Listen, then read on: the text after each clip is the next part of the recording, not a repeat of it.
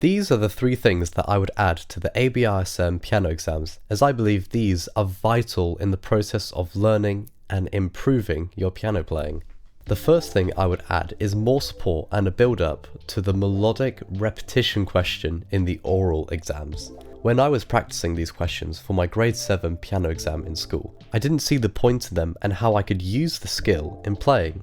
However, now I do see the point in the question, but I would tweak it slightly so it's easier to learn and more applicable to pianists. What I would do is for the lower grades to have a couple of questions on intervals, and the higher grades to have similar melodic dictation questions. So for example, grade 1 could be telling the difference between a unison and a second interval. Nice and easy. Then progressively increase the intervals to grade 5. Then, at grade 5, I would have a simple melodic dictation question with the option of singing it back or playing it. Grades 6 and 7 would be increasing the melody length and complexity. Not too much, we still want to make this moderately fun. But then at grade 8, they would have to play it on the piano. But why?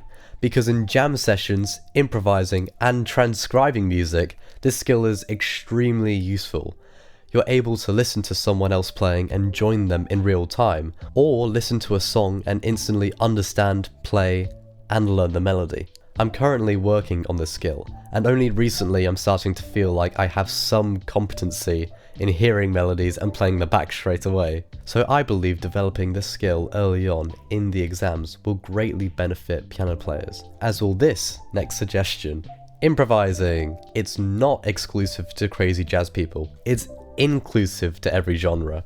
I would include this because it's another useful and important skill to know, particularly when playing with other musicians. Being able to come up with your own part on the spot helps improve other things, like being a session musician, a songwriter, arranger, more stuff. Like melodic dictation, I would gradually build it up throughout the grades. Like for grade 1, to play 1 bar's worth improvising in C major, right hand. I think the key for these kind of skills is to make it super beginner friendly, to show that anyone can do it and get better at it, rather than suddenly going into it and feeling hopeless.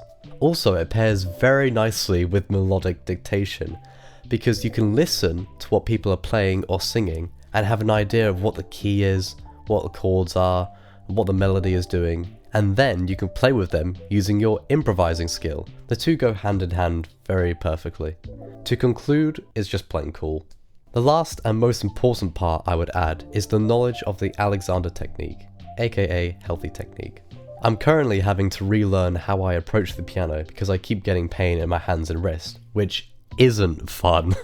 Even just one question demonstrating the correct hand alignment or a healthy sitting posture would set pianists in a much better path for the future, rather than having to take time off to rest and then relearn how to play the stinking instrument. If you're interested in this kind of stuff, I highly recommend Penelope Roskell's book.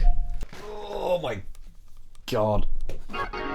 The Complete Pianist. It's a chunky read, but this stuff is gold dust for piano players. And that's it. Hope you learned something, and I'll catch you dudes next time.